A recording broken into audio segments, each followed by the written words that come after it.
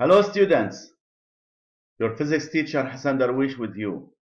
Now in this video, this is video 2 of chapter 8, I'll explain fully the magnetic flux and I will interpret the phenomenon of electromagnetic induction based on the variation of magnetic flux. In the last video, I explained the meaning of magnetic flux. Now we have here the coil, clear? And we have here the magnetic field. I used here uniform magnetic field. Now we have to choose a positive sense for the plane of the coil using what we call right hand rule. Right hand rule. Okay, we choose positive sense along the coil as anti-clockwise. Okay, let me change the color.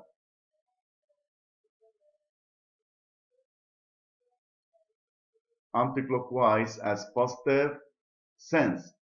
Here, the four fingers of your hand,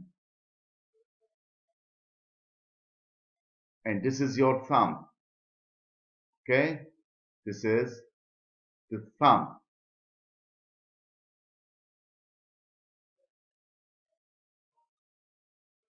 This is the right hand.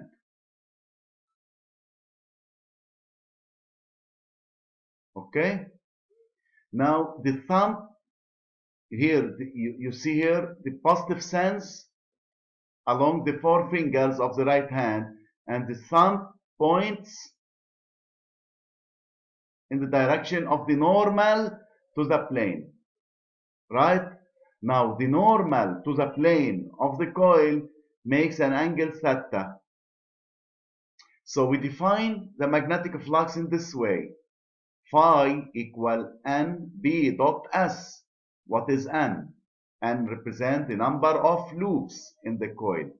So number of loops. Clear? Loops, sorry. Number of loops, I mean number of turns. And B, magnitude of the magnetic field. S is the area of the coil. Okay? So here, S, area, surface area, of course, here. This surface, area of this surface. In meter squared. And B, you know that, B in Tesla, which is T. Phi, SI unit in Weber.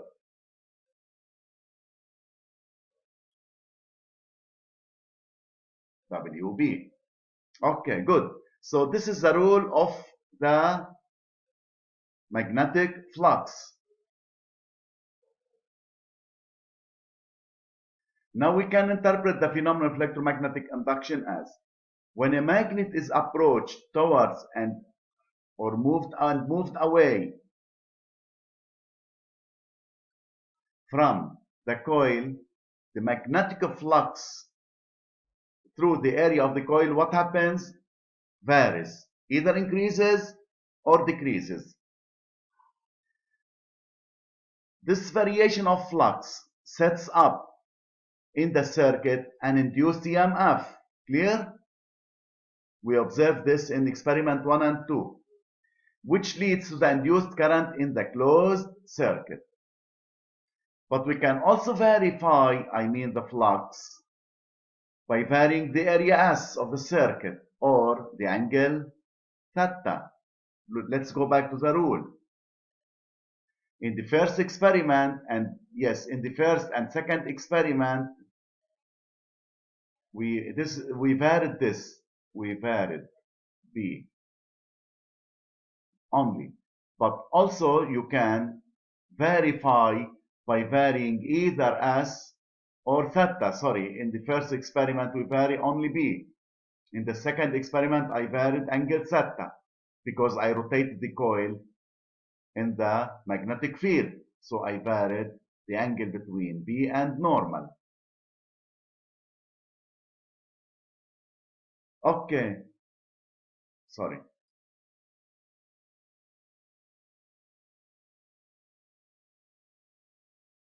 Any problem? Now Faraday's law. Let phi be the magnetic flux crossing the area of a circuit. If this flux varies with time, as we observed in the previous experiments, the induced EMF created in the circuit is given by E equal minus d phi by dt. What does this equation mean? Means d phi by dt represent the derivative of a flux. You can also write it in this way, E equal minus phi prime equal the time derivative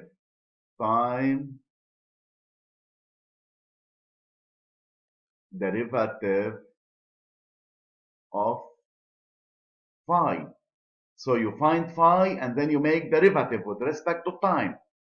SI unit of EMF is volt. Remember, to have an electric current, you must have what? EMF. Look here. Induced EMF, which causes the induced current. Okay. Let's make direct application. Example. We have a flat circular coil of radius 10 centimeter and 300 loops placed between the poles of an electromagnet, which maintain uniform magnetic field between the poles. The plane of the coil makes an angle 30 degrees with the direction of B. This is a vector. The magnitude of B varies with time as shown in the figure. Now we want to determine the induced EMF in the coil while B varies. Okay, magnitude of B varies. Here is the graph of variation of B. So here is my coil. Okay. And let me first choose the positive sense. Of course, I choose here anti-clockwise as positive sense. My 4 fingers of the right hand. This is the normal to the plane. N. I mean by normal to the plane N, this is thumb of the right hand.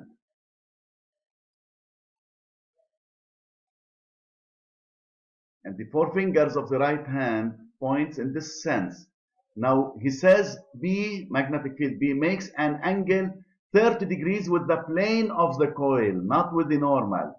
If this line, here's the diameter, lies in the plane of the coil, so B, here is B, the magnetic field, makes an angle 30 degrees here with the plane, not with the normal. This is 30 degrees. So here is angle theta. Be careful. Theta is the angle between B and N. Clear? Now we want to find the EMF produced in the coil due to the variation of the magnetic field here. Here, this is B and this is the time. So B decreases within 0.6 seconds. We want to find the induced EMF. Is there a rule for EMF? Yes, Faraday's law. Remember, Faraday's law. E equal minus derivative of the magnetic flux with respect to time. And you can also write it as in mathematics minus phi prime. But be careful. You take the derivative with respect to time. Is there a rule for the magnetic flux? Yes, phi equal NBS cosine theta equal, n is given 300, b is a variable, so I keep it. Area of a circular coil, I mean area of the circle, is pi r squared. Cosine theta, now theta is 60, not 30. Be careful about this. You get 4.71 b. Clear? Now replace here in the first equation. So we get minus 4.71. Derivative of b is dB over dt, because we need here prime. You can also write it like this, minus 41 b prime. But what is b prime? B prime equal derivative of b, represent the slope of the tangent, here the slope of the line. Okay? The slope of the line means equal, we choose 2 points on the line. Choose 2 points. Choose this point and this point, the simplest points. So we get, you know how to calculate the slope. y2 minus y1 over x2 minus x1 means 1 times 10 to the minus 3 minus 4, 10 to the minus 3 Tesla divided by 0.6 second minus 0.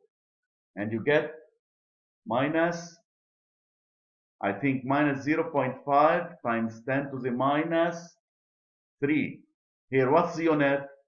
Tesla per second, okay? Replace it here. Replace this here. You get E approximately 0.024 volt, or you can say 24 millivolt. Okay? That's example 1. Let's go to example 2 as a direct application on Faraday's law. So here in this example, we have a rectangular loop. This is the area of the loop, and we are given the magnetic field. Initially, the loop is parallel to the B lines, like this.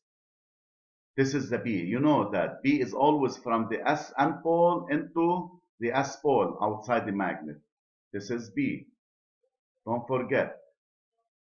And then rotate it quickly. B remains the same. Don't forget. This is B. Calculate the average induced EMF. You know, is there a rule for the EMF? Of course, by applying Faraday's law. Let's do this. Faraday's law. E equal minus d phi over dt. But don't forget, this is instantaneous because this represents the derivative. So we go into the average, E average, minus, here dt becomes delta t, and this is delta phi. Let's find delta phi. Delta phi is equal to phi final minus phi initial. Here is the initial, and here is the final. Let's calculate the phi. The rule of phi is equal, you know, NBS cosine theta, right? So we need theta. Okay, choose the positive sense anti-clockwise. Means the 4 fingers. This is the thumb, which gives you the normal. N. Okay, the angle here between B and N is 90 degrees. Okay? So phi initial becomes 1 because we have only one loop. One loop means one term. 1 times 0.008 times area times 0, you get 0. Okay? And phi final the same way. 1 times 0.008